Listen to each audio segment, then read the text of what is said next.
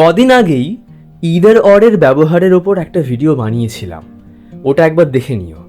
ওখানে ইদারের একটি ব্যবহার ছাড়া বাকি সবগুলোই বলেছিলাম।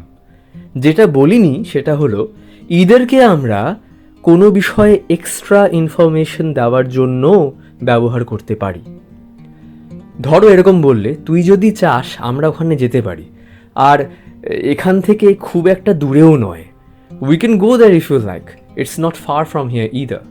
বা বলা যায়, we could go there if you want to, it's not far from here either. এই কুড কিন্তু ক্যানের পাস্ট টেন্স হিসেবে ইউজড হয়নি।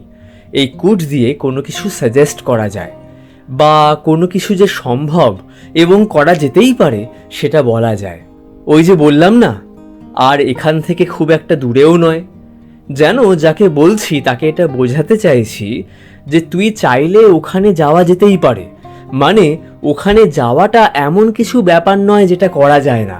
এই পুরো জিনিসটা ইদারের ইউজে আমরা বোঝাতে পারছি। আরেকটা এক্সাম্পল দিলে আরো ক্লিয়ার হবে। I don't want to buy it right now.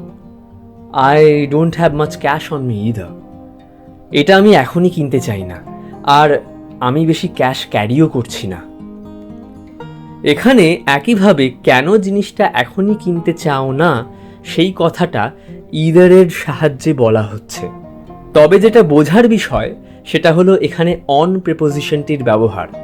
এখানে উইথও ইউজ করতে পারতাম আমরা, তাতে ভুল কিছু হতো না। একবার এই সেন্টেন্সগুলি দেখো, ব্যাপারটা আরো ক্লিয়ার হবে। Do you have any cash on you? তুই কি ক্যাশ টাকা কিছু ক্যারি করছিস? How much cash do you have on you? তুই কত টাকা ক্যাশ ক্যারি করছিস? Do you have a spare pen on you? তোর কাছে কি একটা এক্সট্রা পেন হবে? I don't have my driving licence on me.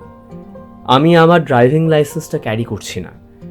With দিয়ে লিখলে কারোর সাথে কিছু আছে কি না আমরা বোঝাতে পারি।